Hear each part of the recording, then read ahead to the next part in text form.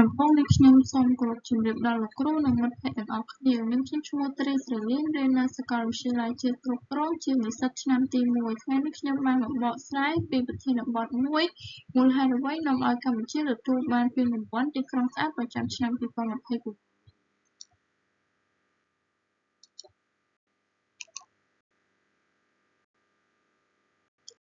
ឈានដល់ការបកស្រាយខ្ញុំមានមាតិកា3សំខាន់ៗនិយមន័យគោលបំណងនិងគោលការណ៍1និយមន័យទីក្រុងស្អាតគឺជាទីក្រុងដែលបានសម្រេចនូវតុល្យភាពរវាងការអភិវឌ្ឍនគរូបនីយកម្មនិងការអភិរក្សដោយធានាបាននូវសោភ័ណភាពបរិស្ថានបៃតងអនាម័យល្អនិងផាសុកភាពសម្រាប់អ្នករស់នៅ2គោលបំណងមូលហេតុចម្បងដែលនាំឲ្យទីក្រុងទទួលបាននូវភាពជោគជ័យ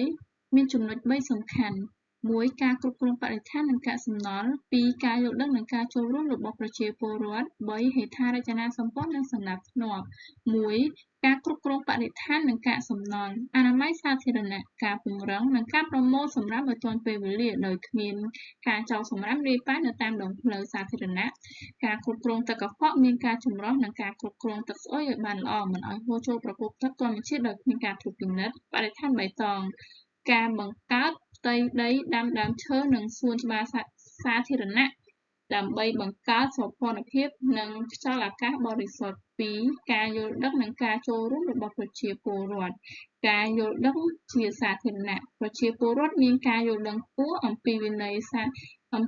យអនាម័យការស្រឡាញ់បរិស្ថានតាមយុទ្ធនាការទីក្រុងស្អាតរមណីយដ្ឋានស្អាតសេវាល្អបដិសណ្ឋារកិច្ចល្អការចូលរួមពីវិន័យឯកជនអាជីវកម្មទេសចរណ៍សណ្ឋាគារនិងភោជនីយដ្ឋានបានអនុវត្តតាមស្តង់ដារបៃតងដោយកាត់បន្ថយការប្រើប្រាស់ថង់ប្លាស្ទិក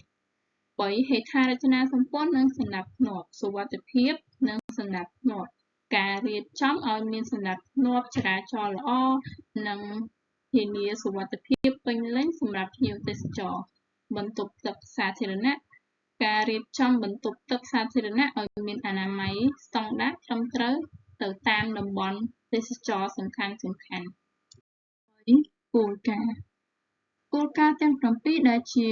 មូលហេតុនាំឲ្យកម្ពុជាទទួលបានពានរង្វាន់1គោលការណ៍គ្រប់គ្រងបរិស្ថាន2គោលការណ៍ភាពស្អាតនិងអនាម័យ3គោលការណ៍គ្រប់គ្រងសំណល់4គោលការណ៍បញ្ជាការយល់ដឹងនិងភាពជាដៃគូ5គោលការណ៍លំហបៃតង6គោលការណ៍សុវត្ថិភាពសុខភាពនិងសន្តិភាព7គោលការណ៍ហេដ្ឋារចនាសម្ព័ន្ធនិងសេវាកម្មទេសចរណ៍បញ្ចប់នាងខ្ញុំសូមជម្រាបដល់លោកគ្រូដែលបានចំណាយពេលវេលាដ៏មានតម្លៃនៅក្នុងការស្ដាប់ប្រធានបទនេះសូមអរគុណ